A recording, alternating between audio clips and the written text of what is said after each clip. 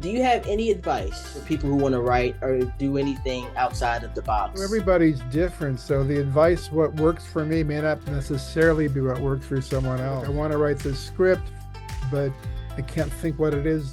Jot down notes on something, or write an idea for a short story or something, just so your brain's working in a narrative sense.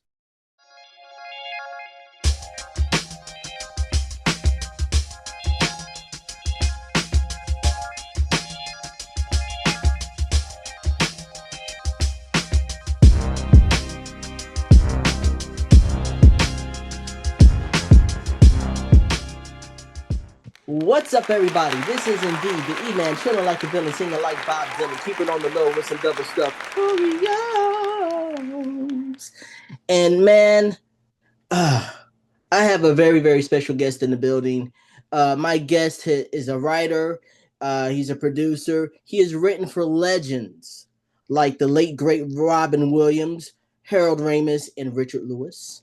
He was also a writer on Michael J. Fox's Poison Ivy, and he was a writer on this NBC movie called Camp Cucamonga, right? But from 1989, from 1992, he was a scripts consultant, and he was a writer on Saved by the Bell. And from 1993 to 2000, he was a writer on Saved by the Bell, The New Class. I am so honored. I'm so happy to have Mr. Bennett Tramer on the special delivery show. How you doing, good sir? Good, but I can't keep chilling with the Dylan. I mean, I gotta keep up here. Watch A Complete Unknown again, and, you know. Yes. Oh, yeah. Did you see that? Absolutely. Okay. Yeah.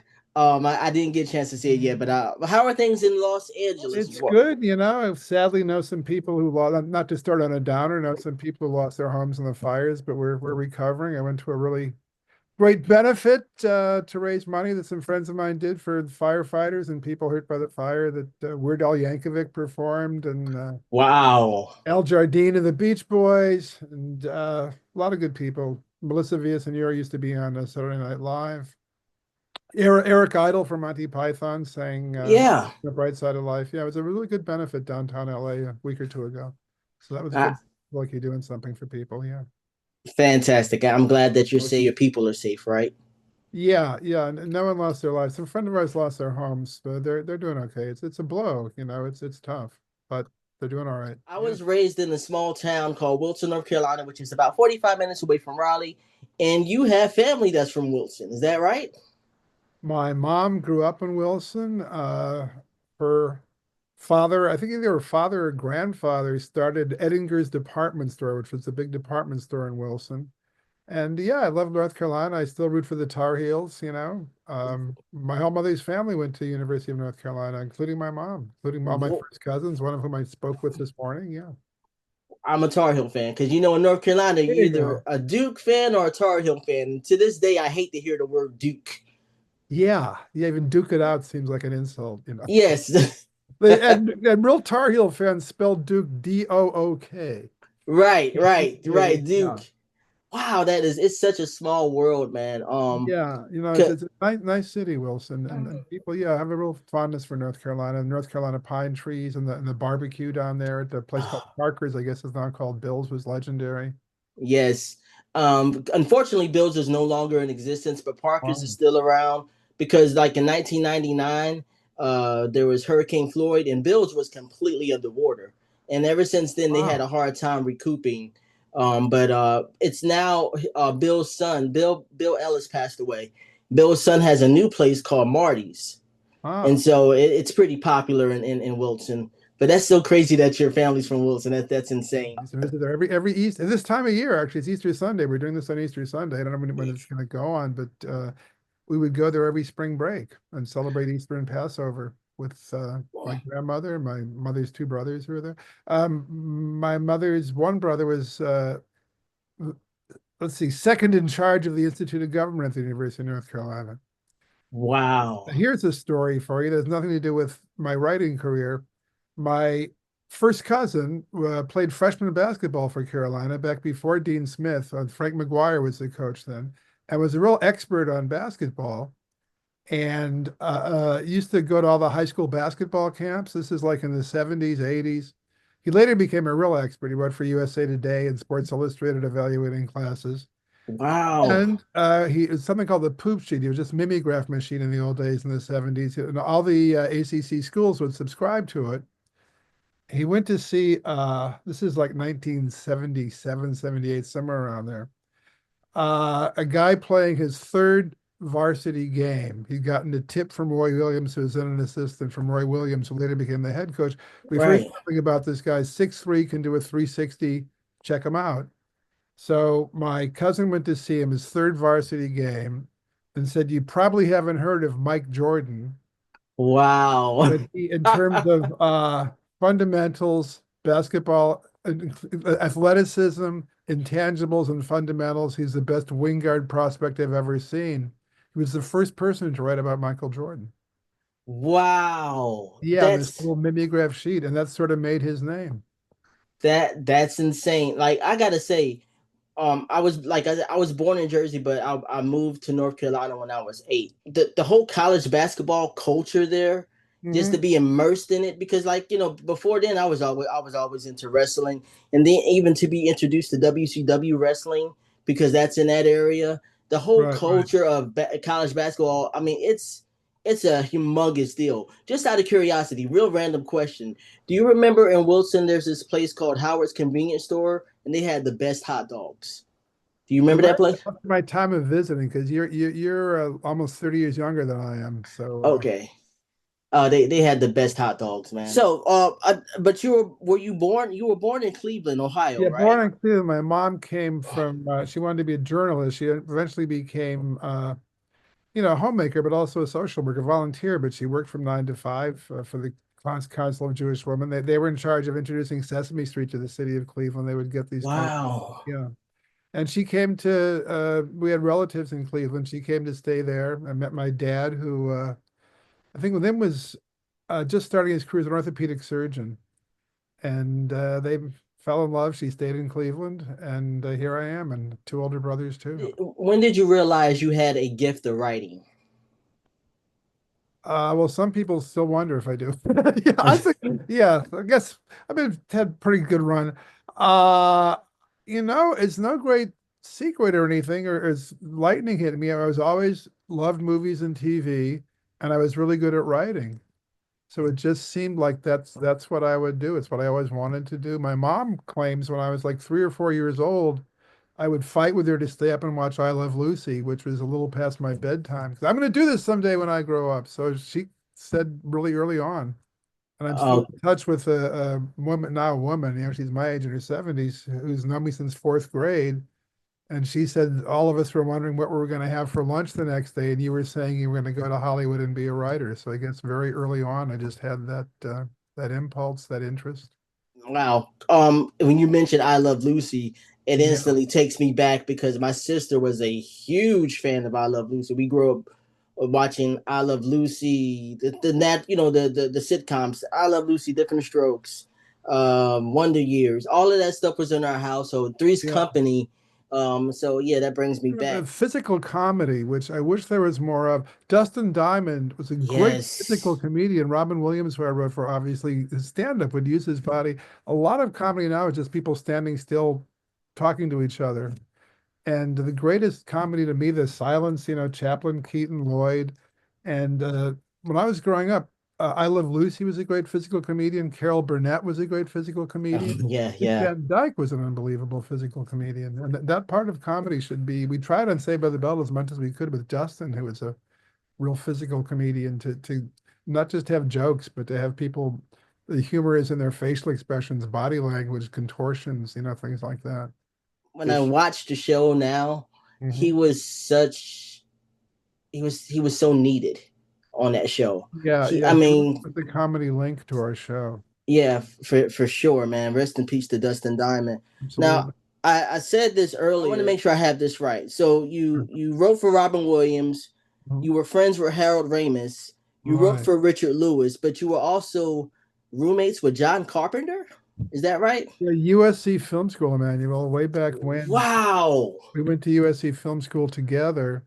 And then we got very friendly, and I still see him, and in Halloween, there's a character, Jamie Lee Curtis wants to go out with Ben Tramer, I was Ben then. I prefer Bennett, which is my given name. I don't know why, my Instagram thing says Ben. I don't know how that even happened. I said Ben. So, and anyway, yeah, Carpenter and I are very good friends. He's always passionate about movies, just really, really loved every single aspect of it. Camera movement, editing, composition, was really, really into sound. He was very, very dedicated, almost obsessive fascination with every aspect of filmmaking, and a very nice guy. One of my favorite movies is this movie called Inner Space, with starred Dennis Quaid and Martin Short. Now he was originally lined up to direct that, but he had to do Big Trouble in Little China, I believe, Right. right? And so he opted out of that. But that's crazy. From all these people that I mentioned, Robin Williams, Harold Right. Ramis, Richard Lewis, all of them are great. Did you learn anything from them? Any life lessons or anything from them that you kind of carry on to today? Yeah, actually a lot of them. First one that comes to mind is Harold Ramis, and I wrote a variety special for him on HBO about Will Rogers. And we had a lot of guest stars. Harold did a bit, Robin Williams did a bit, Chevy Chase did a bit. Wow. Yeah, it was great. And yeah, Harold really would get right to it. There was no excess or anything. He also said broad comedy doesn't mean it's stupid or dumb. It's just broad, which I thought Right. was really good advice. And yeah, get right to it. Just you don't need this. Uh, Robin also was to take a premise and expand it.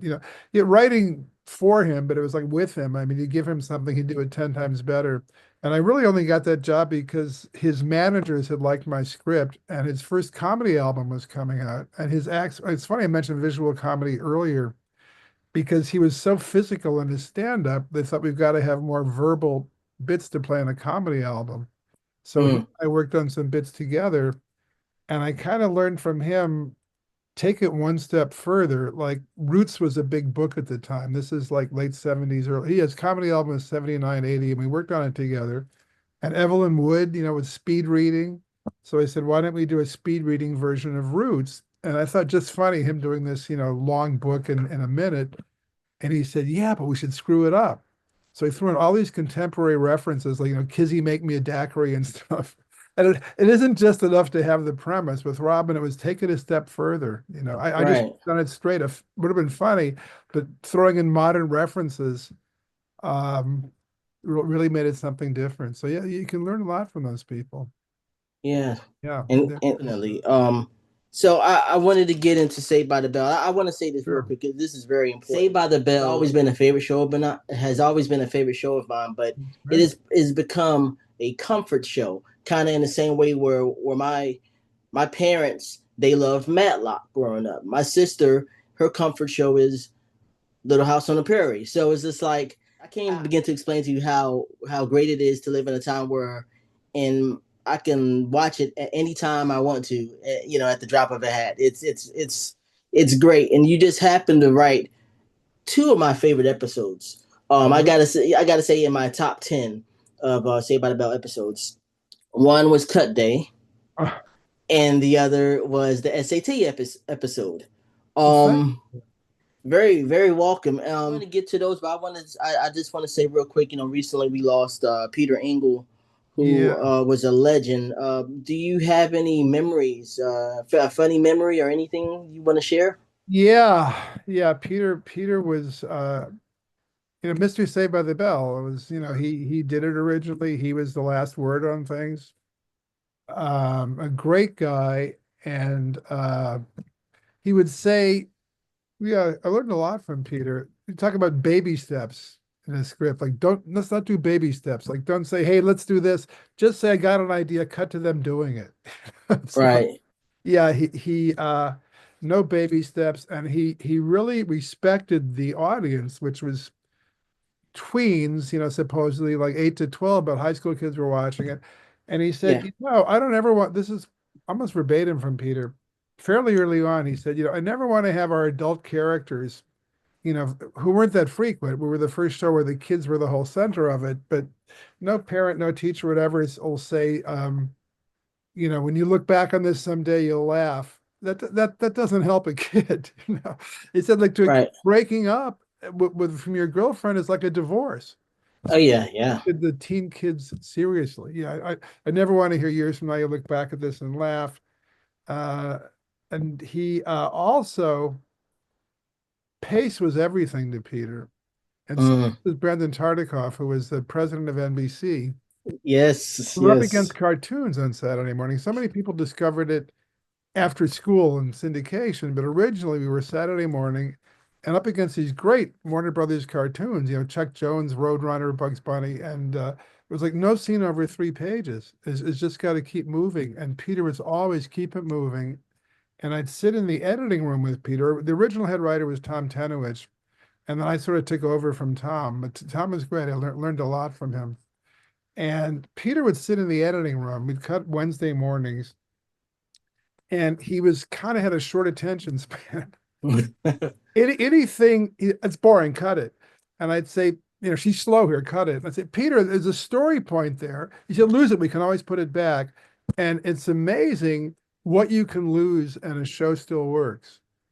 And so I Yeah, learned from Peter, if it's a little slow or see if you can lose it. And sometimes it didn't work. Sometimes you had to put it back because something didn't make sense without it. But he had a real sense of pace, valuing people too. Peter, I think, hopefully had that trait anyway, but he really valued everyone's contribution. They talk about family, and the family could be the head writer, it could be Mark Paul Gosselaar, or it could be the assistant who went out and picked up lunch for us. He had a real family feel. So I sort of hopefully had some of that myself, but was emphasized. I became the showrunner, but Peter was very strong that way. So yeah, there was a lot to learn from him. And definitely. I'll tell you another episode on the new class, because part of what was good about our show was that we had the Latino lead character and we had African American with Mario and Lark. We didn't make a big deal about their race, other than they were part of the group. I mean, Right. yeah, I still went to African American girls to say Lisa was my hero. We all kind of awards for this Latino leading man. But I said to Peter in the new class, at some point, unfortunately, some of these kids probably experience racism, and it's usually subtle. There's bigots, but it might be just sort of stereotypes that people don't realize. And Peter Right. said, yeah, but I don't want it with our kids. Let it be a teacher. And so then we thought about a teacher, and I don't know if you ever saw this episode. It was a new class one called Football and Physics. And I ain't see. yeah, the coach. So yeah, well, Peter and I really hatched this out together. A writer called Tony Soltis did a really good writing the script, and it's like it was this Anthony Harrell, who was a really good actor in the new class, African American actor. And a good singer too. He's a great Yeah, singer. great singer. I saw him recently. There was a Writers Guild Saved by the Bell Day during the strike that we had a few years ago, and he Right. showed up, and Samantha Becker showed Yes, up as Samantha. person. Yes. Yeah. So the bit was that Anthony, the coach, and the coach, again, it's unconscious, stereotypical thinking, not just on blacks, but all kinds of people have this about any ethnicity. And it was like, hey, and he seemed like a really good guy. He said, you're playing football, you're really good, and I see you have physics for your fall semester. Put it off till the spring, okay? Because it's such a hard course. And all right, great, thanks, coach. And then he talks to a white kid and says, so coach tell you, I see you're, taking physics, he tell you to drop it. He said, no, he didn't tell me a word about it. I do remember that episode. I Yeah, remember it yeah. now. And, Yeah. and he said, well, wait a minute, it's the next step after chemistry. I got an A in chemistry, you got a B. He said, he didn't tell me.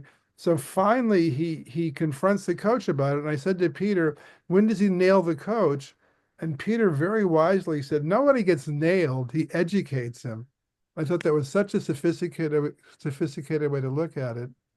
For And sure. then he also had the notion of what do you do when you're a kid and the adult is wrong? How do you confront an adult about it? So it was a pretty, you know, complex episode about some complex things. I do remember that episode. As soon as you started explaining it, I remember that. I have some burning Say by the Bell questions that's been in me for years. And now hopefully, I I, mean, I I know you're a writer hope on I the can show. answer them. Hope you can answer them. Don't want you to Okay. go up in flames here if I can. That kind of spontaneously combust. Um, First, I want to say, like, when you mentioned Anthony and Samantha, Yeah. shout out to both of them, man, because like I remember seeing Samantha, she was in Training Day. Anthony, like I said, he was a great singer. He had a group called Brother with his brothers, With and his they were, brother. Yeah. yeah, and they were amazing. Um, So he sang. So I wrote some of my favorite songs he sang. He did "Have Yourself a Merry Little Christmas," which was one of my favorite songs to meet me in St. Louis. He sang that in one episode. Yeah. yeah, for sure. Well, here's some of the burning questions for Mhm. me. Okay, so there was a character on Saved by the Bell, the original Saved by the Bell. His Mhm. name was Ollie, right? Mhm. And he had a deep voice, Get that voice. Yeah. and he was nerdy. Now, did he come before or after Urkel? Uh, it's a burning. You may have to combust. You'd have to look that up. I don't. Okay. Urkel was in Camp Cucamonga. He was good. Yes, Jaleel White, and he was also in the pilot of Saved by the Bell. It was Yeah, him. was it? Yeah, and it's we didn't use any of that. There's a guy who's passed away. So Sam Bobbrick gets created by credit because he, I think, wrote that pilot. Because Mm-hmm. none of us who worked on Saved by the Bell ever even saw that pilot, and we sort of created Saved by the Bell from scratch. So he doesn't really deserve a created by credit. And people will say, so you must have been in the room with Sam Bobber, because I've been him personally. I've never met him. He really had nothing to do with Saved by the Bell. None of us. And I was there from day one. We never met him. We never, So I don't know. Maybe he was a great guy, but it's kind of gets me when they'll say he created it, and I think he came up with Zach and Screech, and he really had nothing to do with any of that. So Oh wow, wow. forgive me, Uh, Sam's family, but just to set the record straight, yeah. for sure. There's a character called Mr. Dewey. Was he the vice principal? Because was there ever a He vice was the principal? real slow talking guy. It was a writer called the original writer's assistant on the show was Brett Dewey, who Yeah. became a writer, a good writer. Originally with Ron Solomon was his partner, then Brett wrote by himself. And I think Mr. Dewey is meant as a tribute to the writer's assistant. That's where that last name came up. I don't think he was vice principal, was he? I remember him being in the episode or two, but there was a rumor because you always see Mr. Belding as the Yeah, principal, but you yeah. don't ever see if there's a vice principal in the school or not. So I was wondering, was he the vice principal? Because there was a rumor that he was actually. Yeah, I read it. Maybe it might have been mentioned somewhere, but it wasn't a big part of the show that he was gonna Belding's right hand guy. And Mr. Tuttle and Belding, they always gave each other a hard time. Yeah, Right, Jack Angelus, as Mr. Tuttle, he was he's a business affairs guy. right. He'd be at these meetings we'd have, like people who had deals with NBC. I'd be part of this, and Jack had a real funny kind of like he's kind of a portly lovable, overweight guy with a kind of a weird voice. Yeah, yeah. I never knew him as anything but the business affairs guy. And I wrote Mr. That was I wrote I think the Glee Club was the first one, either the Glee Club or the Friendship Business. And Tuttle anyway, I created that character, Mr. Tuttle. And Peter and Tom said, because Tom was the head writer then, and Peter was running everything. And they said, "Oh, Tuttle's a good character. I got a great guy to play that part." And I said, "Yeah, great." And then they said later in that same meeting, so and Jack Angelus will play Tuttle. And I broke up laughing. They said, "What are you laughing about?" I said, "Well, come on, who's really going to play?" They said, Jack Angelus. I said, "Come on, Wow. a business affairs guy." They said, "Yeah, he does some acting on this side." I was not aware of it, and he was great. Yeah, he was. I love that. I love like the episode that you wrote where with the Glee Club, and Yeah, yeah, he and was and great in that. And and Tori the Spelling is friendship in it, business too. Yeah, he was great. and Tori Spelling was in the episode too. Yeah. Can she can really sing like that? No, but uh, Scott Gale and Rich Eames, who are our music guys, did such a good job of finding singers whose singing voices sounded as if those actors were singing. That's what their singing voice would be like. And she was Wow. so good at lip syncing that it's funny you mentioned Tori because of all the ones, that's the ones where that's the episode where people most mentioned that was her singing, right? I remember my brother saying, "Boy, that girl's got a great voice." Yeah, it was perfect matching, but it wasn't Tori's voice. Wow. A great Um, job by Scott and Rich and by Tori. say where the restaurant the Max is. Is the Mhm. Max on campus or is it away from I campus? always thought it was near campus, a hangout. Yeah, everybody had a hangout. High school. Definitely. I thought it was a few blocks away. It's funny that let me know when you want to get back to cut day and SATs because I have stories about both of those. Okay, great. And one final burning question. Sure.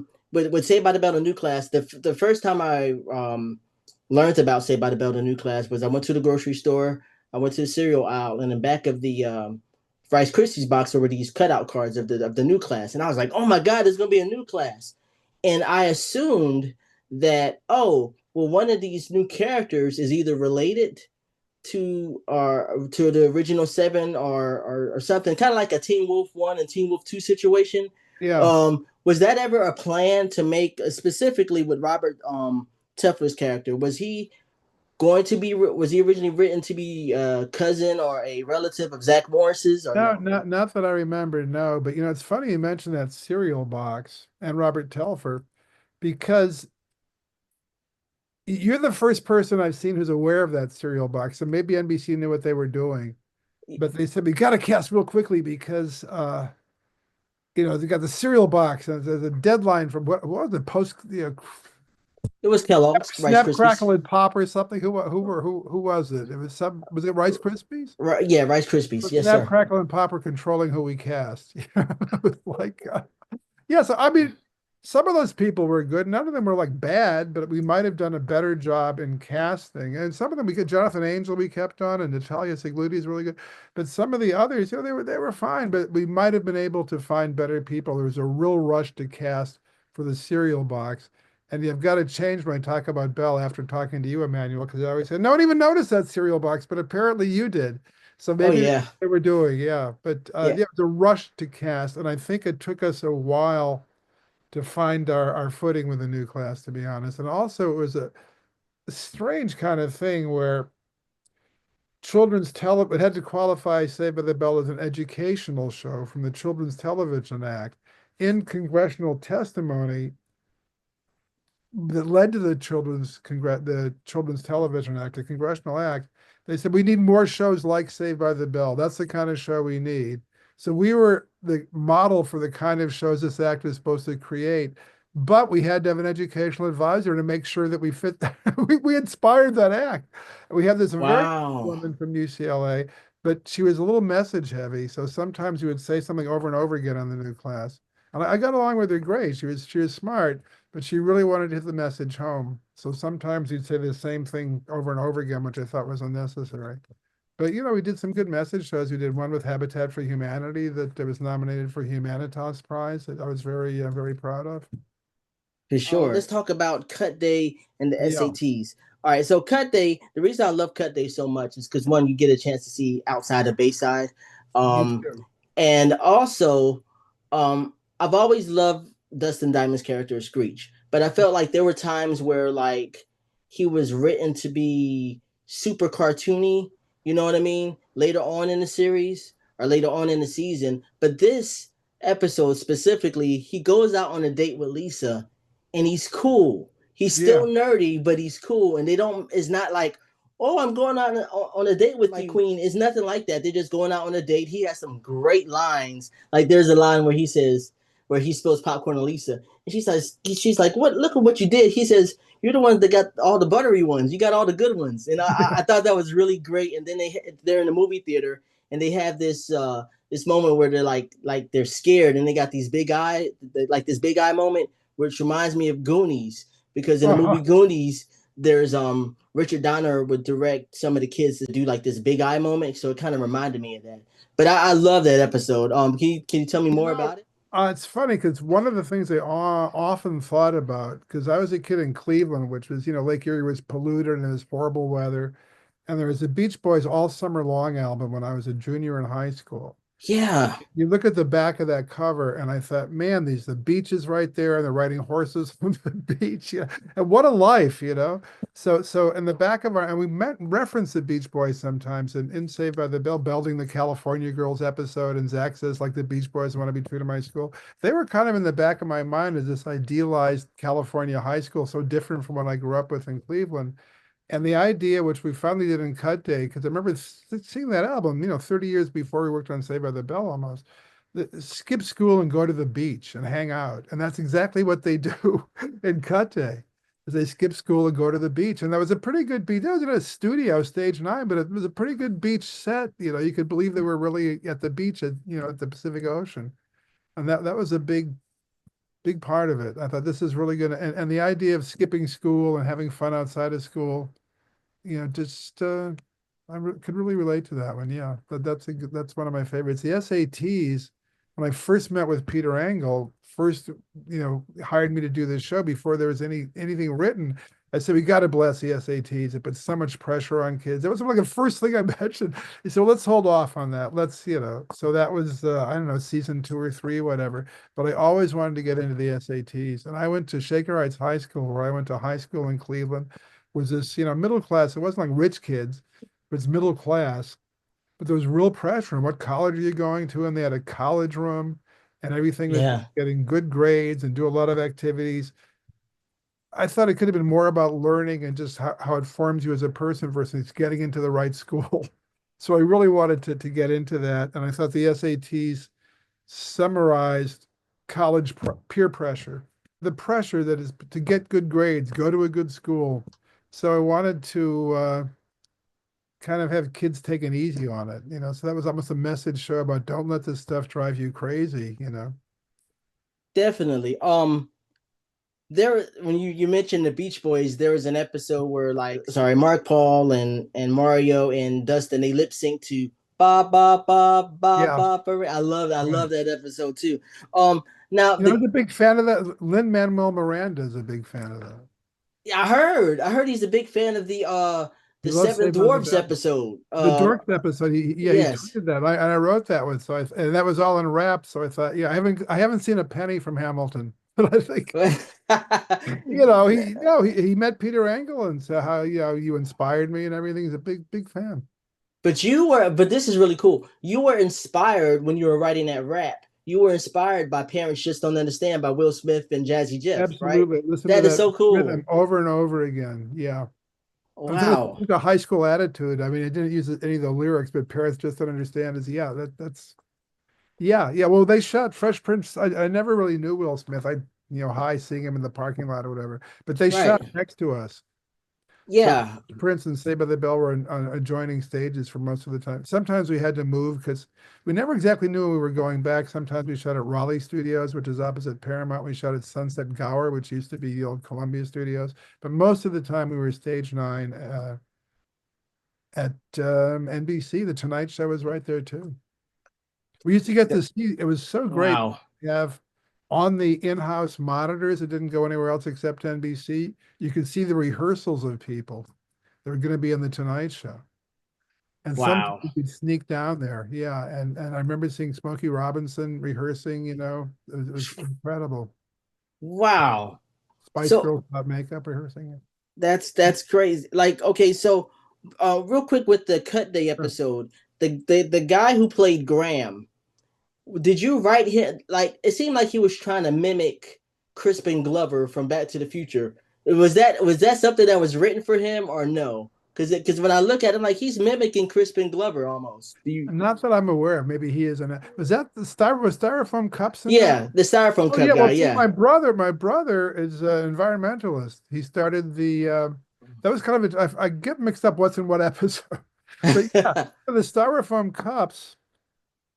Anything to do with the environment was always inspired by my oldest brother, who created the environmental sciences and earth studies department at the University of Toledo, and was warning me about global warming and climate change from the first congressional testimony in the mid '80s.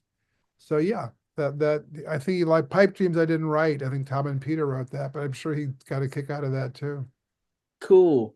Now the SAT episode is really funny too because there's this really great dynamic between I can't remember the actor that played James and Dennis Haskins. They have this moment where Yeah, like yeah. his Mark beard. Blankfield, is that right? Mark Yeah. Blankfield, the Yes. waiter. Yeah, he was great. Yes. He was in Now Mel Brooks movies. Yeah, he was terrific. he's really funny, and that one of the biggest laughs it caused Mark Paul to kind of break because his beard almost falls off. Yeah, With a lot of was a lot of what was going on, was that improvised or what? I think some of the dialogue wasn't so much, but I think the beard really did fall off. That wasn't something we wrote. I don't think. I think that happened. And It he was had got the biggest Mark laugh. was great. Yeah, yeah, he was terrific. There's another episode that I think Bob Caleri wrote where Rent-a-Pop, where Blankfield plays both the father, the father, the Yes, principal. yes. That was a really clever idea that because neither has met each other. So when he has to meet the principal, he plays Zach's father. When Zach's father has to meet the principal, he plays the principal. Yeah, it was Right. clever. Yeah, See, again, it's a collaborative medium. So like the lines that you mentioned are ones that I wrote, and probably most of them were mine because the way it would work, we'd all outline the script together, like a 7-page, prose outline. And then the writer would go off for a week and write it and come back and we'd all rewrite it. But, everybody contributed. So it might be a script that has my name on it, but some of the best lines might be somebody else. And, Caleri's script, maybe I or some other writer came up with stuff. We worked together. So the majority of what was in the script would be the writer, but not all of it. It's a collaborative, it's a very collaborative. A writer's room is a very interesting place to be. And I had only done movies and TV movies and stuff and written for comedians. So you're in a writer's room and right away something's evaluated like that by somebody else. You have to kind of get used to that. It just come out of you. No, that won't work. I just said it. I haven't thought about it myself. I've Tanowich was great, by the way. I learned a lot from him about how to run a writer's room because he wouldn't say like that's terrible or that he would say it's not a right wrong thing. That might work too, but we got to go with one. This is the one we're going with. So the writer who had the rejected idea never was meant to feel like that was a bad idea. Even if maybe it was a bad idea, but the next thing the guy might pitch might be great, or the girl might pitch might be great. So he was very encouraging and didn't put down ideas, which isn't always true in some writers' room. You hear some guys are and women who run rooms can be pretty brutal, but Tom wasn't that way. Wow, that's great. Do you I forgot to ask. Sure. Did you how did you get the job of being like one of the head writers at Saved by the Bell? Well, I just started working my way up, but the way I got on this show was Peter Engel had seen the TV movie Poison Ivy that I think you mentioned that I wrote with Michael J. Fox, and he liked that Hmm. a lot. And Brandon liked me, Brendan Tartikoff, because he was head when Poison Ivy was done, I believe. Yeah. And Peter, then I wrote a pilot for NBC for the Lawrence brothers. Joey was on Blossom and his brother. Yes. They have a And great podcast, by the way. I don't know if you ever listened to their no, I podcast. haven't. I It's called haven't. Brotherly Love. They're really I'll great. write that down. That's great. And nice kids. They were little. Matt was a little kid then, but he's talented. And so I wrote a pilot to star them, and it was really loved by NBC, but it was just before a big writer's strike. And you come back Mm. 6 months later, and well, things have changed. I don't know. Joy was going to do Blossom, but Peter had read that pilot and really liked it a lot. And that's how he sort of found me. He called me in. I was not. You never know. It's a real message here. You never know what's going to hit and what's not going to. I was not thrilled about doing a Saturday morning TV show. I'd written these. Mm. I still wanted to get into features more. I'd written primetime movies, and Saturday morning I don't know, it seemed like I don't really a snob about it, but I did it because we just coming off a writer's strike. We just bought our house. I had a daughter, and that turns out to be the thing of what I've written. That's what everybody knows. So you just never know. That's the show. We say Saved by the Bell. I have the Saved by the Bell hat I wear, and people, oh, I grew up on that show. Oh my God, yeah. You don't know. I mean, we did the best we could. It wasn't like I tossed it off. I worked really hard on it, but I honestly didn't know it was going to have the life that it's had when I was doing it. Yeah, you never, like you said, you never know. It's funny that you say that about Saturday morning TV. I was listening to an interview with Wesley Jonathan, actor Wesley Jonathan. He was on this show called City Guys, which was a For Saturday sure, morning sure. show on NBC. And he Yeah, said he really didn't want to at first at the time. He felt like he wanted to do something else, like you said, work. yeah. Other than Saturday morning, he wanted More to do prestige. sitcoms, Yeah. right? And More but he money said too. Saturday morning. more money, Yeah. and so like he said he felt like he looked back at it now. He said like City Guys kind of prepared him for what he's doing now, and he Yeah. he looks back at it like with such fond memories. Like he worked with Sherman Hemsley. I think you worked with Sherman Hemsley too, right? You got a good memory, yeah, on Camp Cucamonga, yeah. Wow. And G. Gordon Liddy, I think one of the guys behind Watergate. He had a Wow. small part in Camp Cucamonga, and I gotta say, he was great to work with because he was so used to, like, if Nixon said go over there and do this or do that, he'd do it without whatever you'd give the guy. He was kind of funny, so I'd give him more lines, and then he had to shoot like a half hour. Like, yes, sir. Oh, no problem, Mr. Traver. Yeah. So he was really. I can't vouch for his politics, but he was the most. I'll do whatever you ask me to do actor of anyone I've ever worked with. Wow. And he would Do- talk about Watergate. I mean, his whole thing was, well, everybody does it. We got caught, but Franklin Roosevelt did it. And, he had secret cameras and so on. But it's pretty people you come across in show business. Saved by the Bell, I wrote an episode with Carol Lawrence, the original Maria in Broadway and West Side Story. So the notion, if I was a wow. 10-year-old kid listening to the West Side Story cast album, and here it is, 1992, and I'm writing dialogue for Carol Lawrence, it's, kind of amazing. That is amazing. Like, do you have any fond memories of any of the original cast? Do you have any All of them, memories? really, all of them. We were I just saw Lark because there was a celebration of Peter Engel's life on the rooftop of his apartment building just a week or two ago. Oh And she wow. spoke, yeah. And Lark showed up, and it's great to see her. And I did a podcast with Mark Paul not that long ago when they were doing the reboot. One of the writers for the reboot uh, had a podcast with Mark Paul where they looked at all the old episodes. Oh, Zach to the Future. Yeah, Zach to the Future. And Okay. I was a guest one time with Mark Paul. And yeah, great.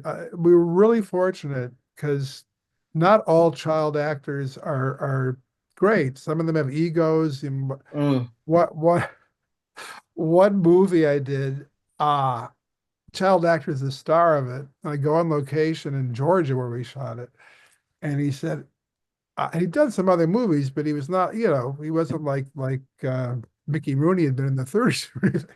But he said, "Hey, let me show you I want to show you my trailer." And I thought, wow, he's showing off his trailer. He's a lead actor in this movie. He takes me to the trailer and says, "Can you believe this piece of shit they gave me? I'm the star of this movie." This is like a 13 Wow. or 14-year-old kid. And the Saved by the Bell kids were the opposite. They were not, look at me, I'm great. There's hardworking, smart kids, nice kids. Yeah, fond memories of all of them. And I wanted to know too, was it Peter's idea? Because I noticed like I just it's so crazy. I just noticed this when I look at the old episodes. Mhm.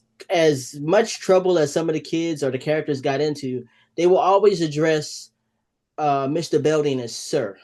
They Mhm. never said they never called him Richard. They will always call him Sir. Was that Peter's idea, or was that? I mean, whose idea was that? Anything that original probably stemmed from Peter, who really, especially the first season or two, was really, he'd be in the writer's room, not all the time, but he'd be in rewrites and stuff. Then he delegated more as he had other shows on the air and everything. Probably that was the thing with Belding, because he was sometimes treated as a buffoon, but you needed some voice. And I talked about this with Dennis, especially on the new class, so we got a little broader with him. He still has to be the voice of authority. Someone has to be, and the parents were very, occasionally in the show, not much. So you need some adult who has some sort of moral authority. And if Right. and people respond to how they're treated, it's like I think you're right, calling him sir. There was respect for him. They tried to get around him, and they joked around with him, and we had things where he'd be clumsy and trip and hit his head on stuff and all that, and Mario would get him in a headlock. But finally, someone had to be the voice of moral authority, and it was Belding. Definitely. He and again He he was was he was great. a he was great. He was really great. He was great. So He could play real broad physical comedy, and he could be like, when it came to, but in the new class, especially, we did more messagey kind of shows. There was one where the guy was sort of physical violence to get, not rape or anything. It's Saturday morning, but I think he right. hit Sarah Lancaster and Belding. You need some help, son. And you really believed that he was this principal setting his students straight. Definitely. I need to go back and look at some new class episodes. But definitely. I remember also Spanky was on that show too. And Yeah, I Spanky think that's quite a character. Spanky was I think he's the godson of MC Hammer's godson, I think. MC Hammer, I know they were close, and MC Hammer came to one or two of our tapings. Yeah. Get out it. No, I'm totally serious. And he was really huge at the time. Yeah. And he had this whole, Oh wow, yeah. yeah. They that I was going to ask you that, like, because they made a lot of MC Hammer references on the show. So I was wondering, like, Yeah. I was like, did he stop by the show? But yeah, he He did. That's did. so I remember he cool. came in the booth and I was Spanky introduced me to him. Yeah. Wow, that is so cool, He man. was one of the biggest stars at that point. He was huge, man. I mean, insanely huge. Okay, do you have any advice Mhm. for? Because I'm a writer, but but I've been on writers. I've been having writer's block for a long time. But do you have any advice for people who want to write or do anything outside of the Well, box? everybody's different. So the advice, what works for me may not necessarily be what works for someone else. Okay. I would say even if you have writer's block, just write something just to get in the habit of writing every day. And it might not even be like I want to write this script, but I can't think what it is. Jot down notes on something or write an idea for a short story or something, just so your brain's working in a narrative sense. Um, I'd also say, as far as show business goes, and it's, Mm, everything's a mixed blessing. There's very few things that are 100% good or whatever. That when they hired me, because I wrote for kids, I sort of got known in a certain niche, which is limiting too. If I said I got a good adult spy movie, unless it was a fantastic script, I wouldn't have the kind of interest, when my career was at its whatever peak. But if I had something for kids, then they'd be interested in it. If they're looking for a project for kids, they'd hire me. So I was very good at writing for kids. So it does help to have a niche. I always pronounce that word wrong. I think it's niche, isn't it? I used to say it niche. is. And they Yeah, say, it's no, niche. no, no, no, that's not the French.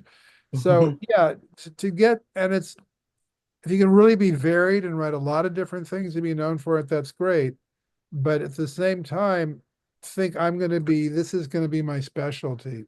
And this is not necessarily good advice for everybody. Some people are very, very versatile and can do a lot of different things. But you might think this is the area in which I'm going to really specialize. I'm going to be, if they want a spy TV show or movie, I'm great at espionage. I'm great at comedy. I'm great at writing for kids. It helps to have sort of, you can get pigeonholed, like I say, this is not going to work 100% in your favor, but at least they'll sort of know what you're getting as opposed to just a name. Learn story and structure. Uh, Okay. that's so critical. I just talked to Todd Greenwald, who worked on the new class. The first job was with me, and he won 2 Emmys for Wizards of Waverly Place. Said, Wow. yeah, Yeah. it's very nice. He said this was just at Peter's, a celebration a couple of weeks ago, and he said he was very kind about me, and I sort of got some of this from Tom, but I think I always was good at. So Tom said to me, "You're good at story" very early on because there were more experienced writers, but he took me aside and said, "I want to hear from you on story," and that always would be just everybody has certain things that appeal to them, even as a kid. How's this going to work out? How's this going to, how's that story going to end? Think in terms of story, and often it's as simple as a classic 3 act structure. Like Say by the Bell, the end of the first act would be, we're going to make a fortune, on this, whatever ideas. End of act two would be, oh my God, it's screwed up. We're really in trouble. How are we going to get out of this? Act three, they get out of it. And so many Say by the Bells have that kind of structure. And there was a writer called Mickey Spillane who was not any kind of great writer, like private eye detective stuff. Mike Hammer was the private eye he wrote about. But I saw him interviewed on a talk show when I was a kid. And the same kind of thing, advice for writing. He said, well, I write the ending first so I know what I'm building to. Oh. I think that's kind of good advice too. Okay. How's this going to pay off? How's this going to end? Okay. Get that, then the whole time you're writing, you know what you're building to, and you can take them off on a detour that maybe it sounds like I'm describing mysteries and all these advice, but good to know what you're building to because you don't get lost that much writing if you know what your ending is going to be. Okay. Good advice. All right. I'm gonna yes. And I want to say this before we end the interview. Sure. So 2 years ago, Mhm. I was a guest on somebody's podcast and they asked me like, what do you have coming up in the future? And I said, well, at this time, I'm just going to put this out there. I'm giving it to God. I said, I would love to interview anybody from Saved by the Bell: Mark Paul Gosselaar, Mario Lopez, Lark Voorhees, Tiffany Amber Thiessen. And so to be able to talk to one of the head writers of Saved by the Bell today, talk to you, it's it just shows me how God works sometimes, and how, this is amazing to me. You know Very, what I mean? very kind of you to say this stuff. I appreciate it.